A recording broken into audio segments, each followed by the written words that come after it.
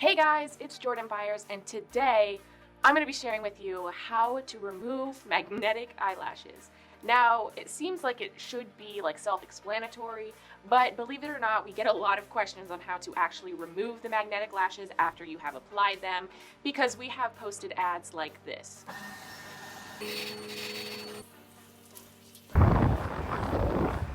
So as you can see, these lashes are really strong hold. They will last you all night and all day through whatever weather.